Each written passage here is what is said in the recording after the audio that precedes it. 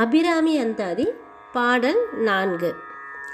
மனிதரும் தேவரும் மாயா முனிவரும் வந்து சென்னி குனிதரும் சேவடி கோமலமே கொன்றைவார் சடைமேல் பனிதரும் திங்களும் பாம்பும் பகீரதியும் படைத்த புனிதரும் நீயும் என் புந்தி எந்நாளும் பொருந்துகவே. அபிராமப்பட்டர் அன்னையையும் அபிராமி அன்னையையும் சிவபெருமானும் சேர்ந்து இருக்கும் சிவபெருமானையும் வணங்கி அவர்கள் நம் மனதிலேயே இருக்கும் பொழுது நமக்கு எந்த தீங்கும் வராது என்று கூறுகிறார். மனிதரும் தேவரும் மாயா முனிவரும், மனிதர்கள் இந்த உலகத்தில் பிறந்த நாம் மனிதர்களாகிய நாமும், தேவர்கள் தேவலோகத்திலிருந்து வரும் தேவர்களும், இந்த உலக மாயையெல்லாம் வென்ற முனிவர்களும் மாயா முனிவர்களும், இவர்களெல்லாம் நாம் தேவர்கள் முனிவர்கள் எல்லாம் என்ன செய்கின்றோம்? சென்னி குனிதரும் சேவடி கோமலமே, நாம் எல்லாம் தலை குனிந்து யாருடைய திருவடிகளை வணங்குகின்றோம்?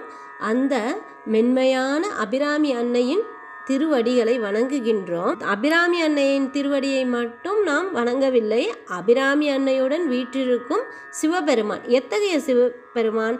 கொன்றைவார் சடைமேல், கொன்றை பூக்களை அணிந்த சடையை உடைய சிவபெருமான் கொன்றைவார் சடைமேல் பனிதரும் திங்களும் பாம்பும் பகீரதியும் படைத்த அந்த சிவபெருமான் எத்தகையவர்? கொன்றை மலர்களை சடையில் அணிந்திருக்கும் அந்த சிவபெருமான் குளிர்ச்சியை தரக்கூடிய திங்கள், அதாவது பனி தரும் திங்கள், குளிர்ச்சியுடைய சந்திரனை ஒரு பக்கத்திலும், பகீரதி கங்கையை இன்னொரு பக்கத்திலும், பாம்பையும் வைத்து கொண்டிருப்பவர். அவர் எத்தகையவர்? புனிதரும், தூய்மையான அந்த சிவபெருமானும் புனிதரும் நீயும் என் புந்தி எந்நாளும் பொருந்துகவே.